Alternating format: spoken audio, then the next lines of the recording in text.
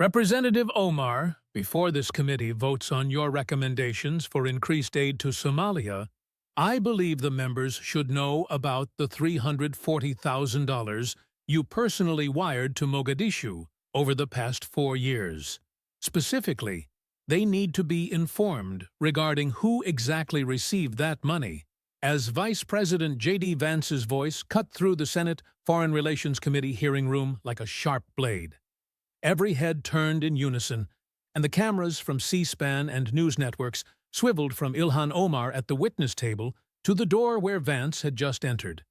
This was far from normal, as vice presidents did not typically attend committee hearings, especially those to which they were not invited. But there he stood, walking down the center aisle with FBI Director Christopher Wray and Treasury Secretary Scott Bessent flanking him like prosecutors approaching a defendant. Omar froze mid-sentence, having been 30 minutes into her testimony regarding the humanitarian crisis in Somalia, the need for more American aid, and the moral obligation to help refugees. The Democratic members of the committee had been nodding sympathetically, while the Republicans had looked bored, but not necessarily hostile. It was proceeding exactly as planned until the Vice President of the United States walked in carrying a folder stamped with the classified markings. Committee Chairman Jim Risch looked as confused as everyone else, stating that this was highly irregular as they were in the middle of testimony. "I am aware, Senator," Vance said, walking straight to the witness table where Omar sat and setting the folder down in front of her. "But Representative Omar is testifying about U.S. policy towards Somalia, about how much aid we should send, and which organizations should receive American taxpayer money." Vance continued, "I think before the committee makes any decisions based on her expert testimony, they should know about her personal financial connections to designated terrorist organizations in Somalia." The room erupted with noise, reporters leaning forward and committee members talking over one another. Omar's face had gone from confident to pale in mere seconds.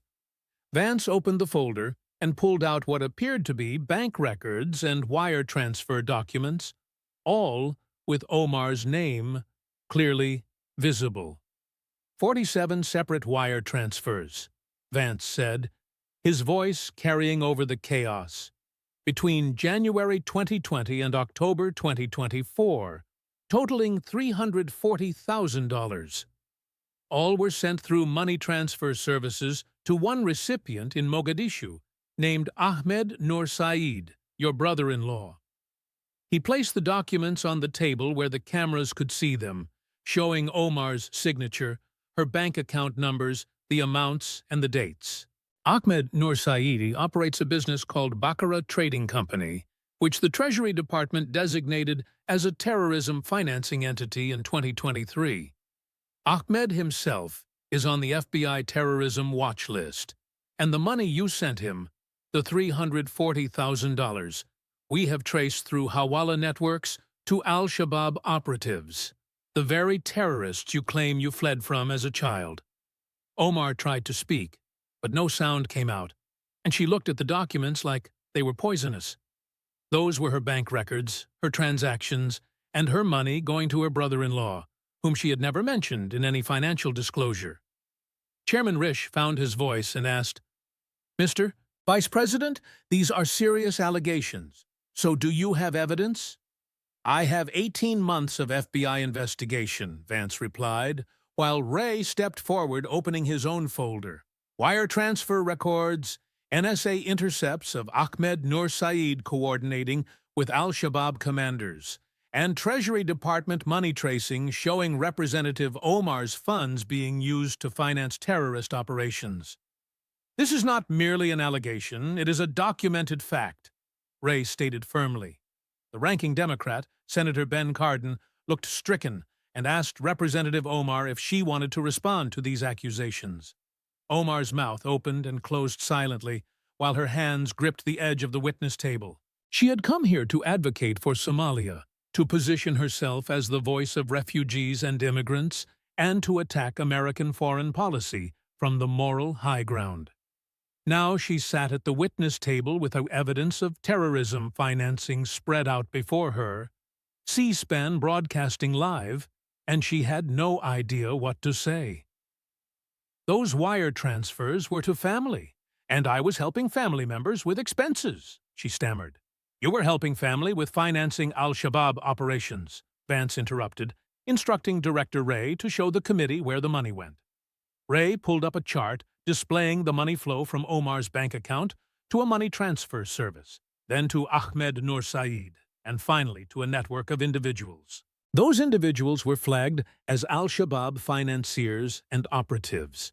We have traced $34,000 directly to individuals involved in terrorist attacks, Ray said matter-of-factly, citing the Mogadishu hotel bombing in 2022 and the attack on African Union peacekeepers in 2023. Both operations used money that originated from Representative Omar's wire transfers, he concluded. Omar stood up abruptly, shouting, "This is Islamophobia, and this is targeting me because I am Muslim and I speak out against injustice." "This is evidence," Vance said calmly, "and bank records do not have religious bias. Wire transfers are not Islamophobic, but you sent $340,000 to a designated terrorism financier. That is a federal crime, and you did it while serving in Congress, while having access to classified briefings about al-Shabaab, and while voting on foreign policy that affected Somalia." He pulled out voting records, noting she voted against designating al-Shabaab as a foreign terrorist organization in 2021. "You opposed sanctions on Somali entities in 2022, he continued. "You pushed for increased aid to Somalia that would flow through organizations your family controls. Every vote you cast on Somalia benefited your family's interests. You were not representing Minnesota. You were representing Mogadishu." The Democratic committee members looked like they wanted to be anywhere else, while the Republicans looked energized. The cameras captured every second of Omar's face, cycling through emotions of defiance, panic, anger, and fear. "I want my attorney," Omar said, her voice shaking. "You will need one?" "An audience," Vance agreed, "because the FBI has more than just terrorism financing to discuss with you." "Director Ray, tell the committee about the marriage fraud." Just like that, Ilhan Omar realized this was not merely about money. This was about everything, every lie, every fraud, and every betrayal. All of it about to be exposed on live television. 4 hours earlier, Ilhan Omar had been in her congressional office in the Longworth House office building, reviewing her testimony with her staff. She felt good and confident, believing this was her moment. The Senate Foreign Relations Committee had invited her to testify as an expert witness on U.S. policy towards Somalia and East Africa, given her expertise as a Somali American and former refugee. "This is perfect," her chief of staff said while reviewing the testimony. "You position yourself as the moral voice on refugee issues and attack the administration's Africa policy as insufficient. You call for more aid, more engagement, and more support for Somalia." Omar nodded, reading through her prepared remarks, which were emotional and personal. She planned to talk about fleeing Somalia as a child, about the refugee camp in Kenya, about arriving in America with nothing, and about the American dream that allowed a refugee to become a congresswoman. Then she intended to pivot to policy, arguing that America was not doing enough. She would argue that the humanitarian crisis in Somalia required more U.S. aid and that cutting aid was cruel and short-sighted. It would play perfectly with her base and get her on every progressive news show. It would reinforce her brand as the bold voice standing up for refugees and immigrants. "The Republicans will probably attack you," her communications director noted, "but you are good at turning it into them being anti-immigrant." "Let them attack," Omar said with confidence, "because I am testifying about saving lives. If they want to attack that, they can explain to voters why they hate refugees." What Omar did not know and could not have imagined was that at that exact moment in a secure facility in Virginia, Vice President J.D. Vance was reviewing the final version of an 18-month FBI investigation that would destroy her. The investigation had started in June 2023, when the Treasury Department's Financial Crimes Enforcement Network flagged unusual wire transfer patterns from Omar's personal bank account. There were 47 transfers to Somalia over 4 years, all structured just under the $10,000 reporting threshold. It was a classic money laundering pattern, so Treasury had referred it to the FBI. The FBI had opened a counterterrorism investigation, and what they found was worse than anyone expected. Vance sat in the sensitive compartmented information facility with his investigation team, FBI Director Wray, Treasury Secretary Vance, the NSA Director, and the White House counsel. They all held top-secret clearances and possessed evidence that would end a congressional career. "Walk me through it one more time," Vance said, "as I want to make sure we have her dead to rights before I walk into that hearing." Wray opened the primary evidence binder labeled Representative Ilhan Omar. She is 42 years old, Congresswoman from Minnesota's 5th District since 2019, born in Mogadishu, Somalia, in 1982, and came to the United States as a refugee in 1992. She became a citizen in 2000, was elected to the Minnesota State Legislature in 2016, and to Congress in 2018. Her public story is the American dream where a refugee becomes a congresswoman. But we have found systematic criminal activity spanning her entire time in office, he said, pulling out the financial records. Starting with the money, between January 2020 and October 2024, Omar made 47 wire transfers from her personal Bank of America account to money transfer services. The total amount was $340,000, and all transfers were structured under $10,000 to avoid currency transaction reports. All the money went to one recipient, Ahmed Nur Saeed, who is her brother-in-law and her first husband's brother. Ahmed is based in Mogadishu, where he operates Baqara Trading Company, ostensibly an import and export business. Vance looked at surveillance photos of Ahmed Nur Saeed in Mogadishu, meeting with known al-Shabaab operatives. "How do we know he is a terrorist financier?" Vance asked. "Multiple sources," Wray said, confirming Treasury designated Baqara Trading as a terrorism financing entity in 2023, based on evidence it was being used to move money to al-Shabaab. Ahmed himself is on the FBI terrorism watch list. NSA has intercepts of him coordinating with known al-Shabaab commanders. He showed the intercepts, which were translated conversations between Ahmed and individuals identified as al-Shabaab financial facilitators, discussing fund transfers and operational needs. "We traced Omar's money through the Hawala network," Treasury Secretary Vance added. Hawala is an informal money transfer system common in Somalia that is very difficult to trace. But we had help from Somali government sources who want al-Shabaab stopped. She showed the money flow where Omar sends money to the transfer service. The service delivers to Ahmed, and Ahmed distributes it through the Hawala network to multiple individuals. We have identified 18 recipients who are confirmed al-Shabaab members or facilitators. We can directly connect $34,000 from Omar's transfers to 2 specific terrorist attacks. The Mogadishu hotel bombing in March 2022 killed 17 people, and the attack on African Union peacekeepers in August 2023 killed 9, Besant explained.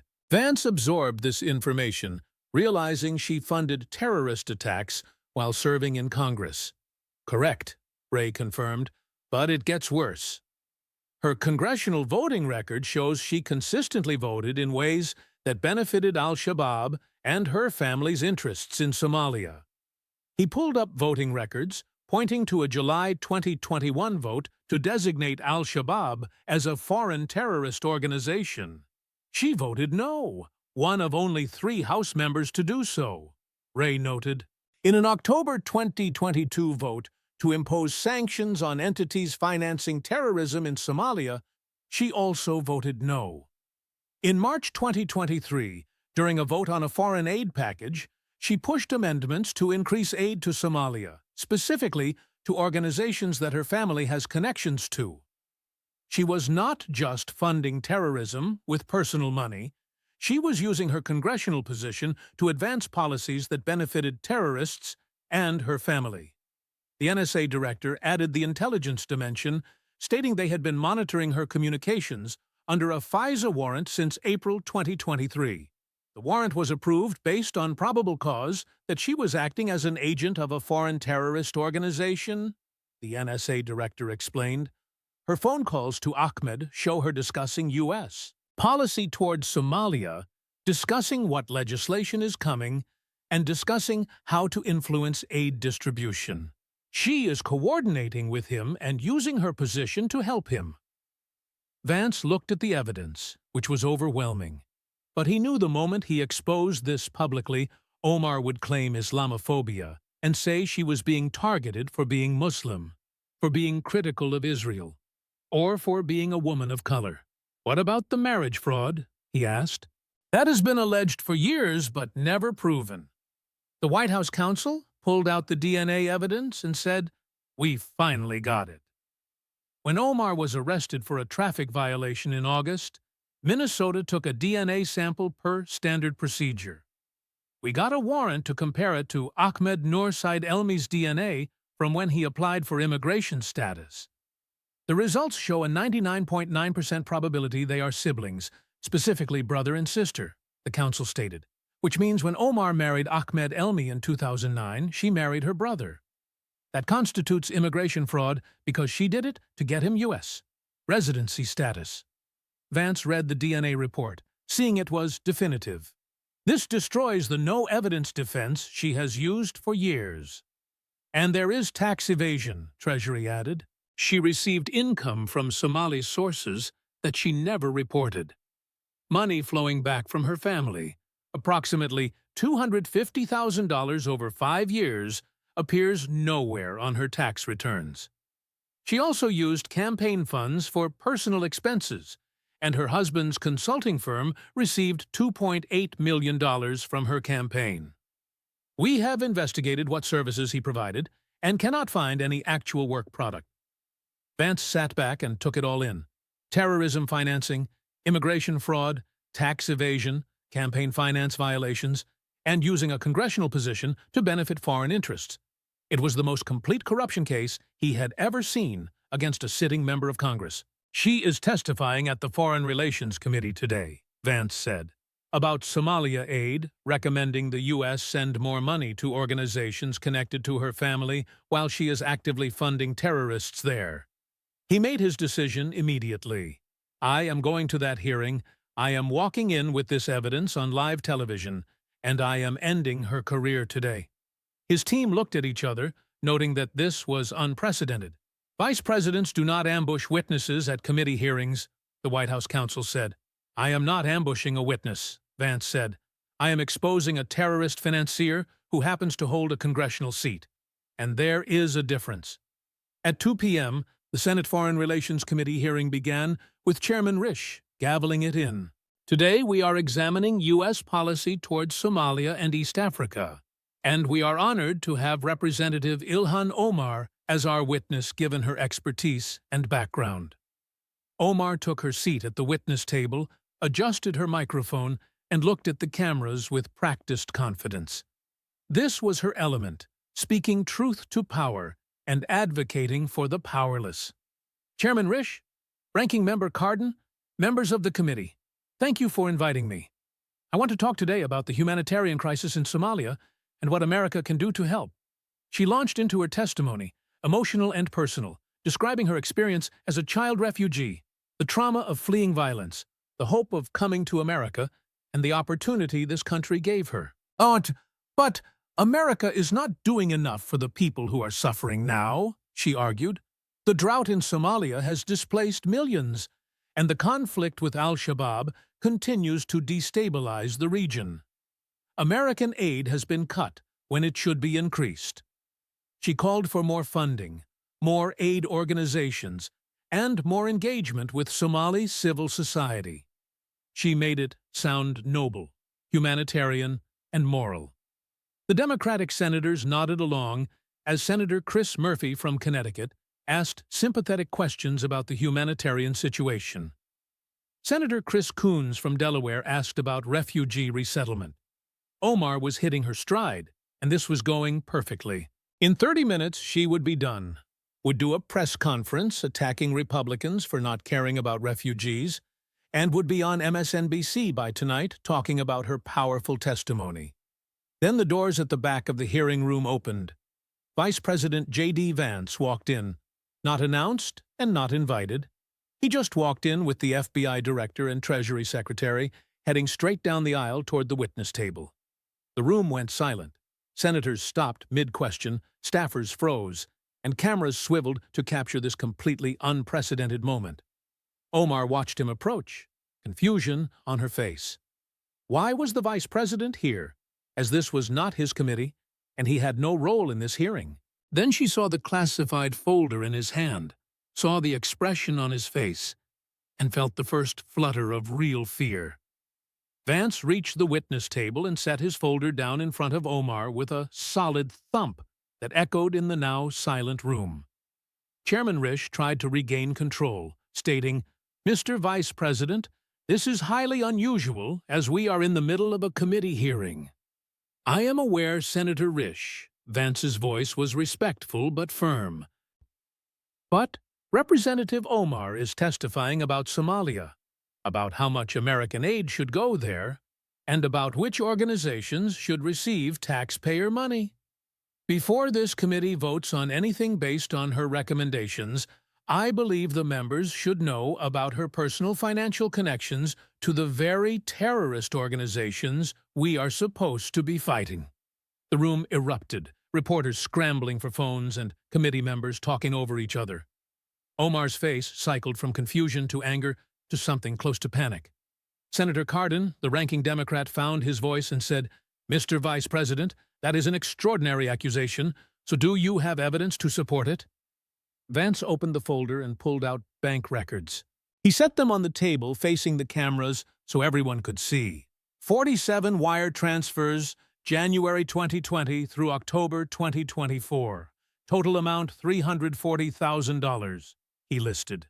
All from Representative Omar's personal bank account, all sent to Mogadishu, Somalia, and all to one recipient. He placed each document deliberately, wire transfer confirmations and bank statements, all with Omar's name clearly visible. Her signature, her account numbers, and the amounts ranging from $3,000 to $9,000 were all under the $10,000 reporting threshold. The recipient was Ahmed Nur Saeed, Representative Omar's brother-in-law, Vance stated. Ahmed operates a business in Mogadishu called Bakara Trading Company. Vance pulled out Treasury Department documents. In September 2023, the United States Treasury Department designated Bakara Trading as a terrorism financing entity. Ahmed Nur Saeed himself is on the FBI terrorism watch list, and the money Representative Omar sent to him has been traced through Hawala networks to al-Shabaab operatives. Omar tried to stand, but her legs would not work. "That is, those were family transfers, and I was helping family with expenses," she said weakly. "With financing terrorism," Vance said flatly. "Director Wray, show the committee the money trail." FBI Director Wray stepped forward with his own evidence. Flowcharts showing the money movement from Omar's bank to Western Union, to Ahmed Nur Saeed, and to a network of individuals in Mogadishu and surrounding areas. "We have identified 18 recipients of funds that originated from Representative Omar's transfers," Wray said, his voice clinical and professional. "All 18 are on terrorism watch lists. 7 are confirmed al-Shabaab members, and 4 are financial facilitators for the organization. The remaining 7 provide logistical support." He pulled up photographs of men in Mogadishu, some in military-style clothing and some in traditional dress, all labeled with names and terrorism-related designations. "We can directly trace $34,000 from Representative Omar's transfers to 2 specific terrorist attacks," Wray continued. "The Mogadishu hotel bombing on March 15, 2022, that killed 17 people, including 2 American aid workers, and the attack on African Union peacekeepers on August 23, 2023, that killed 9 soldiers. The committee room was deathly silent. Every senator stared at the evidence, and every camera captured Omar's face as the color drained from it. Senator Lindsey Graham, Republican from South Carolina, spoke up with a hard voice. Representative Omar, did you or did you not send $340,000 to a designated terrorism financier? Omar's mouth opened, closed, and opened again. I sent money to family, and I had no knowledge of what they were doing with it, she said. You are on the House Foreign Affairs Committee, Vance interrupted. You receive classified briefings about al-Shabaab and about terrorism financing networks in Somalia. You knew or should have known exactly what your brother-in-law was doing, and you sent him money anyway. Senator Marco Rubio, Republican from Florida, piled on. Mr. Vice President, you mentioned her voting record, so can you elaborate? Vance pulled out congressional voting records. Representative Omar has voted on Somalia-related issues multiple times, and her voting pattern is interesting. He read from the documents. July 2021. House vote on a resolution to designate al-Shabaab as a foreign terrorist organization. The vote was 417 to 3. 3 members voted no, and Representative Omar was one of them. She voted against designating the organization she was secretly funding as a terrorist group.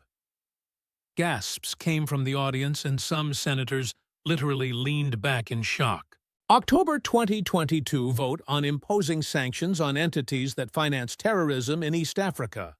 Representative Omar voted no. She was one of 7 members to vote no. March 2023 foreign aid appropriations. Representative Omar introduced amendments to increase aid to Somalia by $200 million. The aid was supposed to go to humanitarian organizations, but she specifically pushed for organizations with ties to her family's business interests. Senator Ted Cruz, Republican from Texas, was practically vibrating with anger. So she was funding terrorists with personal money and trying to get taxpayer money sent to organizations her family controls, Cruz clarified. That appears to be the case, Vance confirmed. Omar finally found her voice, but it came out too loud and too defensive. This is Islamophobia, she cried. This is the same targeting that Muslims in this country have faced for decades. You are attacking me because I speak out against American imperialism, because I criticize Israel, and because I am a Muslim woman who won't be silent. This is evidence. Vance's voice cut through her rising volume. Bank records do not have religious bias, and wire transfers do not have religious bias. You sent $340,000 to a designated terrorism financier. That is material support for terrorism under federal law. Title 18, Section 2339B of the U.S. Code. It carries a penalty of up to 20 years in prison, he said, pulling out the statute and showing it to the committee. The law is clear. Providing material support, including money, to foreign terrorist organizations is a federal crime. It does not matter if you claim it was for family, and it does not matter if you claim you did not know the money went to terrorists. You are guilty. Senator Chris Murphy, Democrat from Connecticut, looked pained but asked the obvious question. Representative Omar, can you explain these wire transfers? Omar looked at Murphy like he had betrayed her. He was a Democrat and supposed to be on her side, but he was looking at the evidence spread on the table and could not ignore it. I sent money to family members who were struggling, Omar said, her voice shaking. Somalia is a poor country, and my family needed help, so I had no idea what Ahmed was doing with it. You had extensive ideas, Ray interrupted. We have NSA intercepts of your phone calls with Ahmed, conversations where you discussed U.S. policy towards Somalia, where you told him about upcoming legislation, and where you coordinated with him about which organizations should receive aid. He pulled out transcripts redacted to protect sources and methods, but with enough detail visible to be damning. Phone call from May 2022. You told Ahmed that the House Foreign Affairs Committee was considering sanctions on Somali businesses. You discussed how to structure his company to avoid those sanctions. That is coordination with a foreign entity to evade U.S. law. Phone call from November 2023. You discussed with Ahmed how much aid money would be coming to Somalia and which organizations would receive it. You were sharing classified information from committee briefings with a terrorism financier. Omar was shaking her head, insisting those calls were about family business, about using your congressional position to help terrorists, Vance said. But we are not done. Secretary Besant, tell the committee about the tax evasion. Treasury Secretary Besant stepped forward with more documents.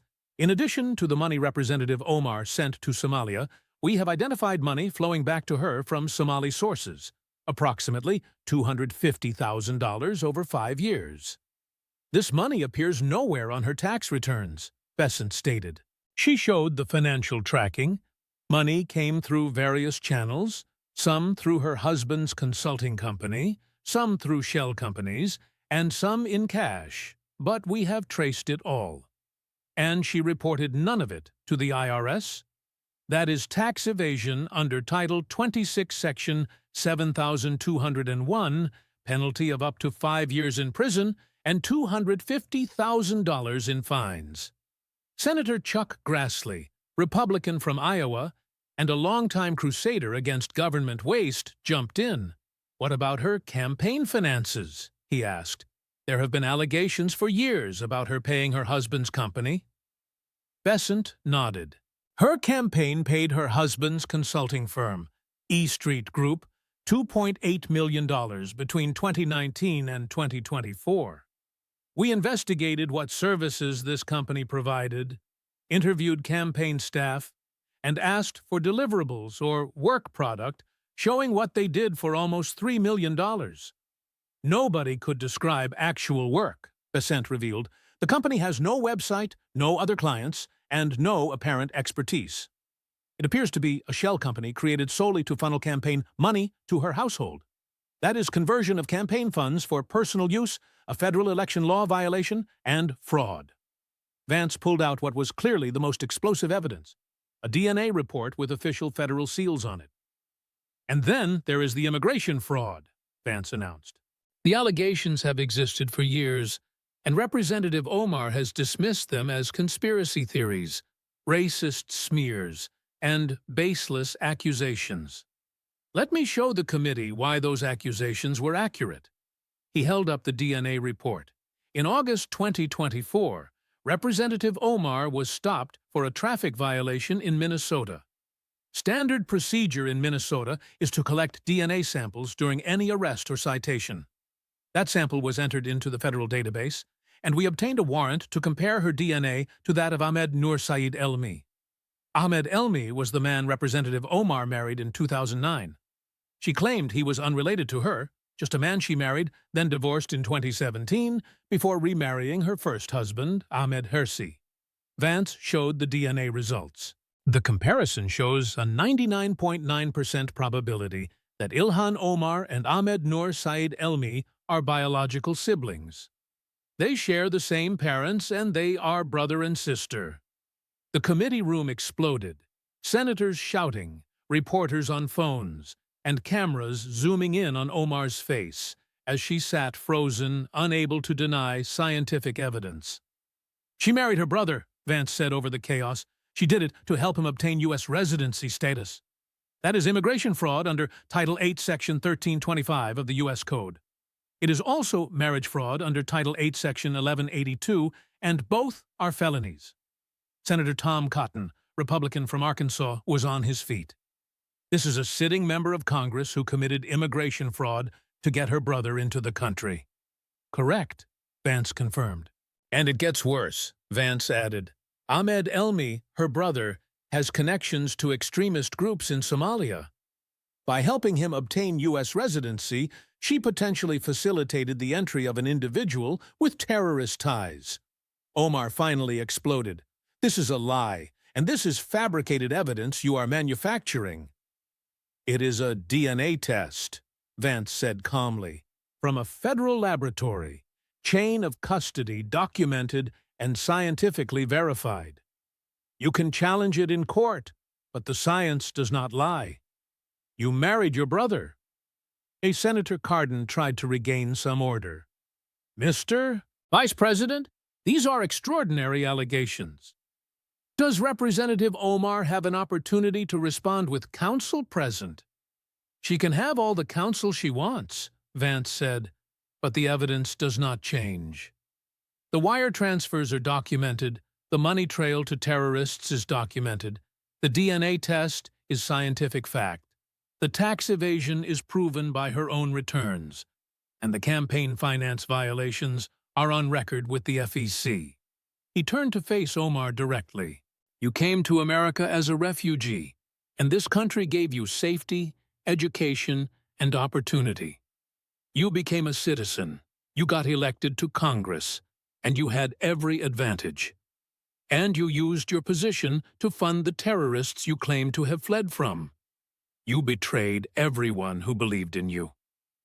Omar's eyes were wet now, though whether from anger, fear, or shame was impossible to tell.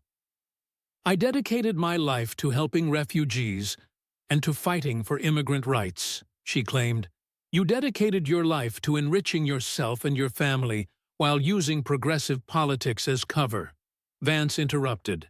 You are not a champion of refugees. You are a fraud who exploited your refugee story for personal gain and political power. And while you were lecturing Americans about their moral failures, you were wiring hundreds of thousands of dollars to terrorists. Chairman Risch tried to restore order, suggesting the committee needed to adjourn given the severity of the allegations. No, Senator Cotton cut him off. We are not adjourning. We have a witness under oath who has been accused of terrorism financing and immigration fraud. I want answers. Representative Omar, did you send $340,000 to Ahmed Noor Saeed? Silence followed, with Omar staring at the table. Did you marry your brother to help him get immigration status? More silence. Did you fail to report $250,000 in income on your tax returns? Still nothing. Senator Rubio stood up. Mr. Chairman, the witness is refusing to answer direct questions about material support for terrorism. I move that this committee immediately refer this matter to the Department of Justice and vote to recommend the House expel Representative Omar. Second, Senator Cotton said immediately. The Democrats on the committee looked at each other, knowing what was coming. The evidence was overwhelming, and if they defended Omar now, they would be defending a terrorism financier. But if they voted against her, they would face backlash from the progressive wing. Senator Murphy made the calculation. I think we need to see all the evidence before voting on anything, but this should absolutely be referred to DOJ. Agreed, Senator Coons said quietly. Other Democrats nodded, leaving Omar looking around wildly as every Democrat abandoned her. Every Republican was already calling for her head. The evidence was spread across the table where millions were watching on C-SPAN. I want my attorney, she said, her voice barely audible. You will have plenty of time to talk to attorneys, Vance said. Director Ray, I believe you have something to tell Representative Omar. Ray pulled out a document and read from it formally. Ilhan Abdullahi Omar, based on evidence gathered during an 18-month investigation into material support for terrorism, immigration fraud, tax evasion, and related offenses, a federal grand jury has returned an indictment. There are FBI agents waiting outside this hearing room. When you leave, you will be taken into federal custody. Omar's face went white. You can't arrest a sitting member of Congress, she protested. We can arrest anyone who commits federal crimes, Ray said. The Constitution protects you from arrest while Congress is in session for minor offenses, not for felonies, and not for terrorism. You are going to be arrested, Representative Omar, today. The hearing room erupted again, realizing this was not just political theater. This was an actual arrest of a sitting congresswoman happening in real time on live television. Chairman Risch gavelled repeatedly, trying to restore order. This hearing is adjourned, he declared. Representative Omar, you are dismissed. Omar was already standing, trying to leave, but her legs were shaking so badly she could barely walk. Her staff tried to help her, but she pushed them away and walked toward the exit on unsteady legs. Every camera followed her. She reached the door, pushed it open, and found 6 FBI agents waiting in the hallway. The agents moved efficiently and professionally. They had done this 1,000 times, but never to a sitting member of Congress. Never on live television with cameras capturing every second. Ilhan Abdullahi Omar, you are under arrest for material support for terrorism, immigration fraud, tax evasion, and related charges. The lead agent read from the indictment as another agent moved behind Omar with handcuffs. You have the right to remain silent. Anything you say can and will be used against you in a court of law. You have the right to an attorney. Get your hands off me. Omar tried to pull away. This is illegal. You cannot arrest me. I am a member of Congress. You are a suspect in a terrorism financing case, the agent said calmly. Put your hands behind your back. The handcuffs went on with a distinct clicking sound. The sound echoed in the marble hallway while cameras captured every moment. Omar was in handcuffs being arrested by federal agents, while other members of Congress watched from the doorway in shocked silence. This is political persecution, Omar shouted as the agents began walking her toward the elevator. This is the Trump administration targeting its critics. This is 18 months of evidence showing you funded al-Shabaab, one of the agents said quietly, not unkindly, just stating a fact. Save it for your lawyer, ma'am. The elevator doors closed on Ilhan Omar in handcuffs, with FBI agents on either side. Her career as a congresswoman was over after just 6 years. The doors closed, and she was gone. Back in the hearing room, the committee sat in stunned silence. Then Senator Rubio spoke. Mr. Chairman, I move that this committee vote immediately on a resolution referring Representative Omar to the House Ethics Committee with a recommendation for immediate expulsion. Second, said Senator Cotton. The vote was unanimous, 15-0. Every Democrat and every Republican voted to recommend Omar's expulsion. Within an hour, the footage was everywhere. Not edited clips, but full video of the entire confrontation. Vance presenting evidence, Omar unable to answer questions, the DNA test proving she married her brother, the money trail to terrorists, and the arrest. Congresswoman arrested for terrorism financing was the headline on every news site. It was not Fox News spinning it, just the facts. A sitting member of Congress arrested by the FBI for funding al-Shabaab. By evening, the House had scheduled an emergency expulsion vote for the next day. Speaker Mike Johnson issued a statement, saying the evidence presented was overwhelming. If Representative Omar funded terrorism while serving in Congress, she cannot remain in this body. Even progressive Democrats were running away. Alexandria Ocasio-Cortez issued a statement saying, if these allegations are true, they represent a complete betrayal of progressive values, and we must let the legal process proceed. Bernie Sanders stated, terrorism has no place in our political movement, and these are serious charges that must be addressed through the justice system. The Squad, Omar's closest allies in Congress, were all distancing themselves. Nobody wanted to be associated with a terrorism financier. That night, Omar sat in federal detention at the Alexandria Detention Center, not in general population but in protective custody for her own safety, and because of the sensitive nature of the charges. Her lawyer, a high-profile criminal defense attorney she had hired with emergency funds, sat across from her in the visitation room, going through the evidence. "This is bad, Ilhan. This is really bad," he said. Omar was still in shock. "They cannot prove I knew the money was going to terrorists, as I was sending it to family. Your brother-in-law is on the terrorism watch list," the lawyer said flatly. "You are on the House Foreign Affairs Committee, so you get classified briefings about al-Shabaab. The prosecution will argue you knew or should have known, and frankly, the jury will believe them." "What about the DNA test? Can we challenge that?" she asked. The lawyer sighed. "It is from a federal laboratory. Chain of custody is documented, and the science is solid. You married your brother, Ilhan, and that is a provable fact. It was just to help him get status," she pleaded. "Lots of people do that," the lawyer replied, "but lots of people do not become congresswomen and then get caught. And lots of people do not marry brothers who have terrorist connections. This is not a typical immigration fraud case. Omar put her head in her hands. What are my options? Honestly, take a plea, he advised. The evidence is overwhelming. If you go to trial on terrorism financing charges, you could get 25 years. But if you plead guilty, show remorse, and cooperate with investigators about the Al-Shabaab network, you might get 10 years. 10 years in prison. You funded terrorist attacks that killed people. Ilhan, including 2 American aid workers, he reminded her. If the prosecution can prove even $1 you sent was used in those attacks, you are looking at life without parole. 10 years is a gift. The next morning, the House of Representatives held an emergency session. The vote on expulsion required a 2/3 majority, or 290 votes. The final tally was 376 to 54. Only 54 members, all progressive Democrats from safe seats, voted against expulsion. Every Republican voted yes, and most Democrats voted yes.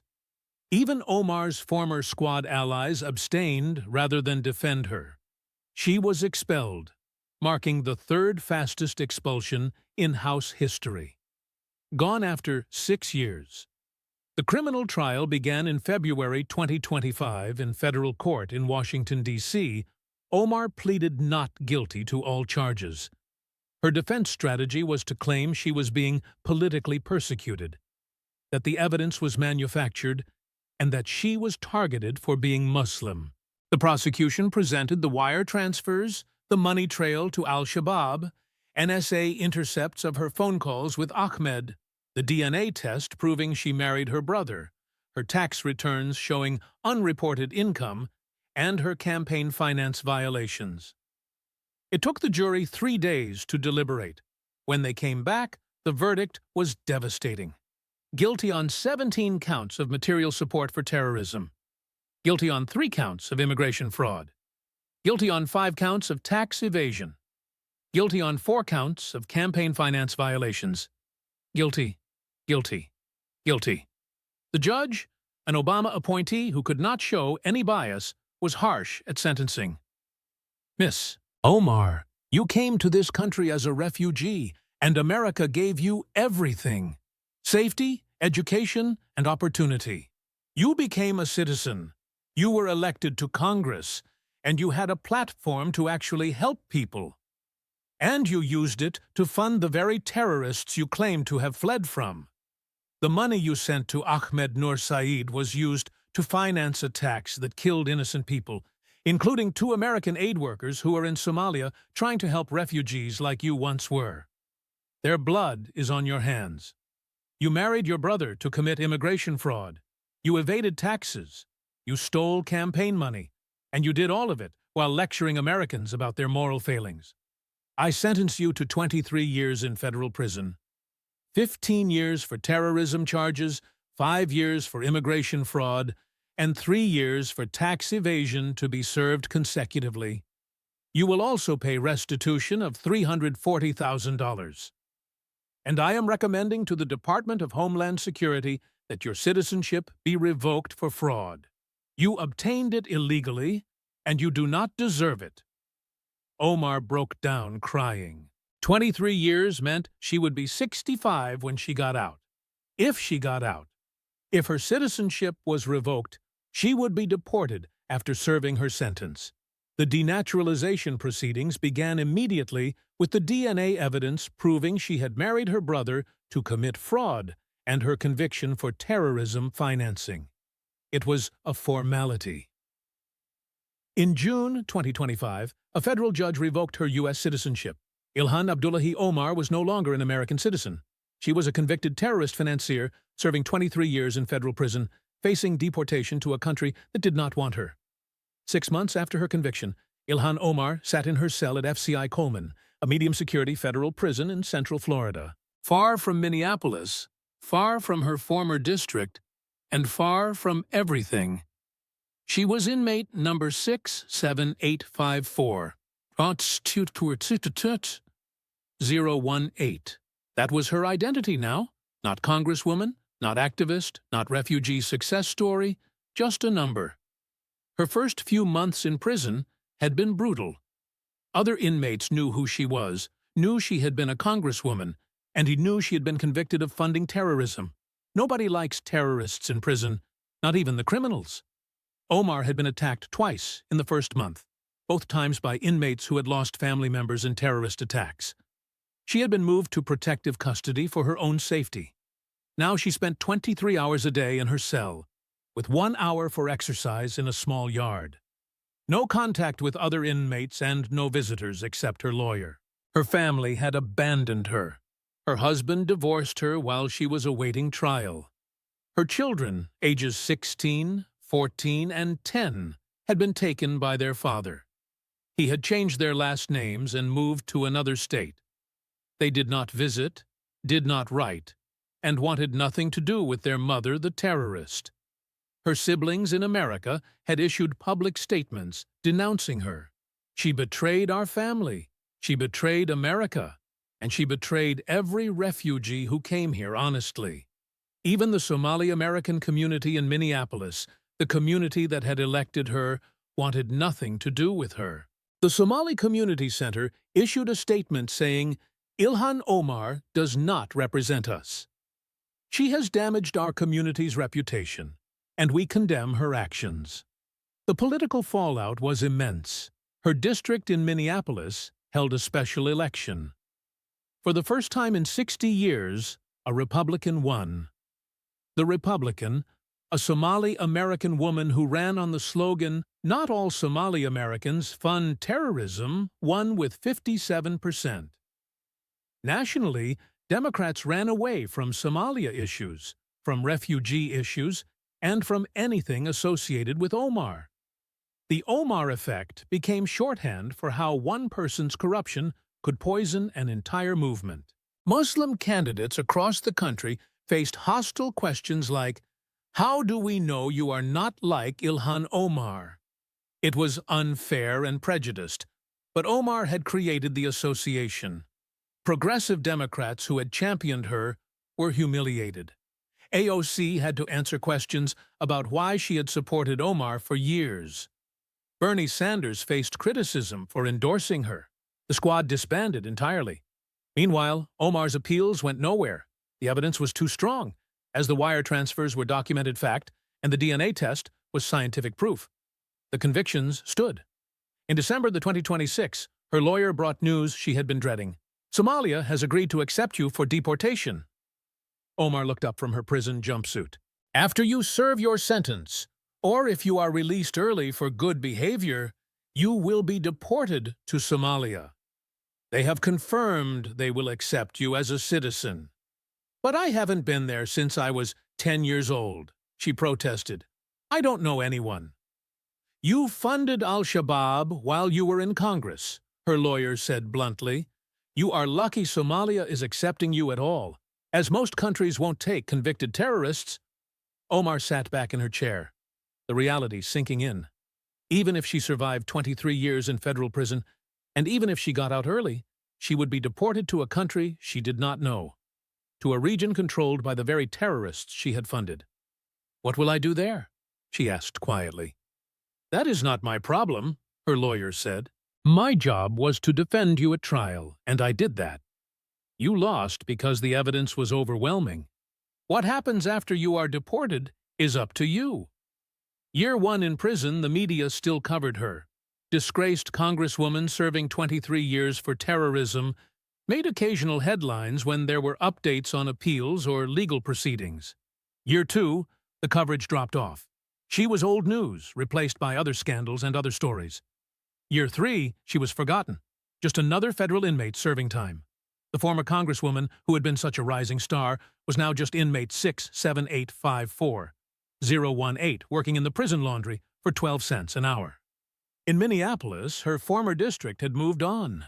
The new congresswoman, Ilhan, no relation, was popular, effective, and everything Omar had pretended to be. When reporters occasionally asked about Omar, Hirsi's response was always the same.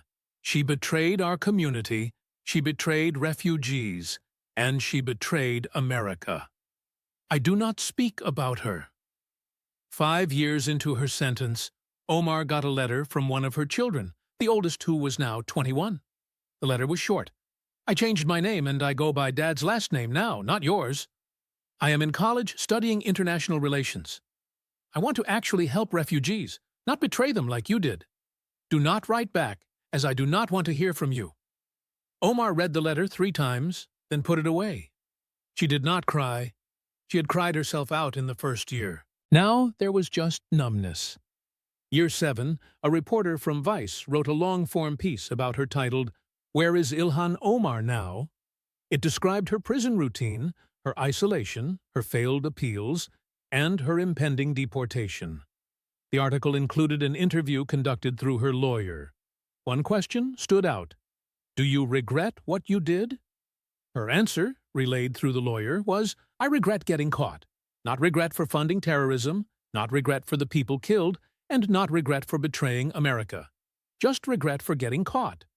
The article went viral for a day, then was forgotten. Year 10, she came up for early release consideration. Good behavior and being a model prisoner meant she could potentially be released after 15 years instead of 23. The parole board denied her.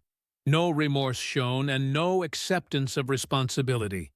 Continues to claim persecution rather than admitting guilt. Denied. Year 12 brought another parole hearing and another denial. Still claims she was politically targeted and still won't take responsibility for funding terrorists. Denied. Year 15, she was finally granted release. After 15 years in federal prison, she had served enough time. At age 57, she walked out of FCI Coleman a free woman for about 6 hours.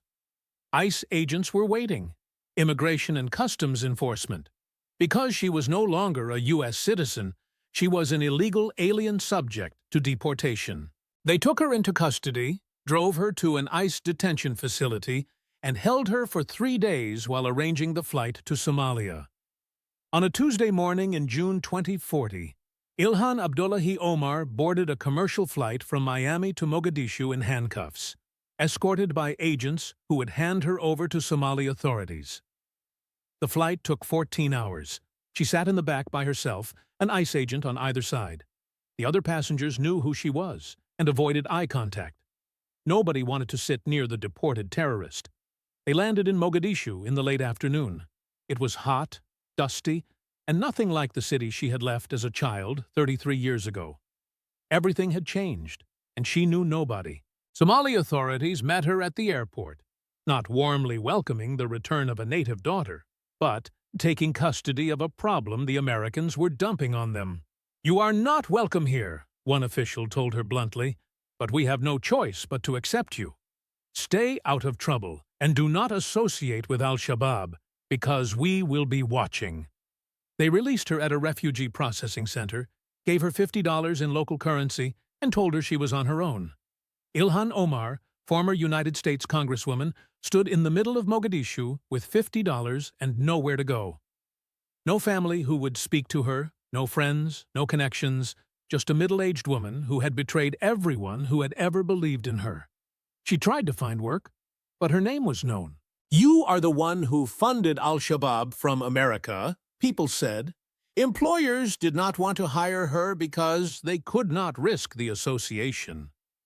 She tried to connect with the Somali diaspora, but they wanted nothing to do with her. "You made all of us look like terrorists," they told her. 6 months after her deportation, she was living in a one-room apartment in a slum neighborhood, surviving on odd jobs, cleaning, cooking, and whatever work she could find.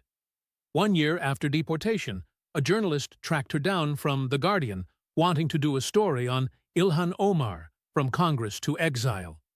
Omar agreed to the interview, desperate for any connection to her former life and any acknowledgement that she had once mattered. The journalist asked the obvious question, "Do you regret it?" Omar had 15 years in prison to think about her answer, to develop some insight, and to show growth. Her answer was, "I regret trusting the wrong people. I regret not being more careful, and I regret letting my family down." Still, no real accountability. Still Still no acknowledgement that she had funded terrorism, that people had died because of money she sent, or that she had betrayed America. The article ran with the headline, Ilhan Omar, Still No Remorse, and that was the last major coverage she received. After that, nothing. Complete obscurity. In Washington, her name became a punchline and a cautionary tale. When politicians were accused of corruption, opponents would say, "Don't pull an Ilhan Omar." When refugees were discussed, someone would always bring up Omar as an example of why we needed better vetting. It was unfair to other refugees, but Omar had created that association. In Minneapolis, the Somali-American community erected a memorial to the 2 American aid workers killed in the 2022 Mogadishu bombing. The bombing was funded by money Ilhan Omar had sent to her brother-in-law. The memorial had 2 plaques, one honoring the aid workers and one acknowledging that members of the Somali-American community condemned terrorism in all forms. Nobody mentioned Omar by name, but everyone knew.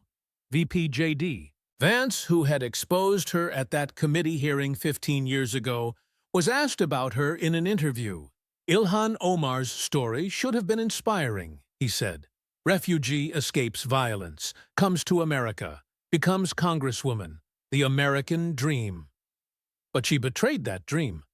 She used her position to fund the very terrorists she claimed to have fled from. Now she is deported, living in poverty in Somalia, and nobody cares. That is not a political persecution. That is justice. In Mogadishu, Ilhan Omar turned 60, living in that one-room apartment. No family, no friends, no purpose, just existing. Sometimes she thought about what could have been, if she had actually been the congresswoman she had pretended to be, if she had actually fought for refugees instead of enriching herself and her family, if she had been honest. But mostly she did not think about it, because thinking about what she had lost was too painful. She was 62 when she died of a heart attack in her apartment. Nobody found her for 3 days until the neighbors complained about the smell. There was no funeral, no memorial service, and no obituary in American papers. The Guardian ran 3 paragraphs. Ilhan Abdullahi Omar, former U.S.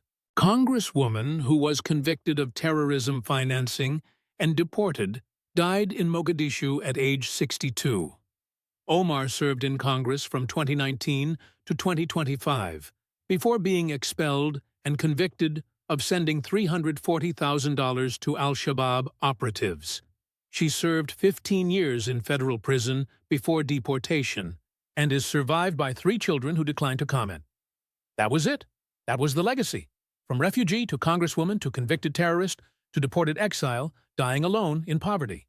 She had had every advantage and every opportunity, and she had betrayed it all, not because of Islamophobia, not because of racism, and not because of political persecution, because she had made a choice to fund terrorists, to lie about her marriage, to evade taxes, to steal campaign money, and to betray America.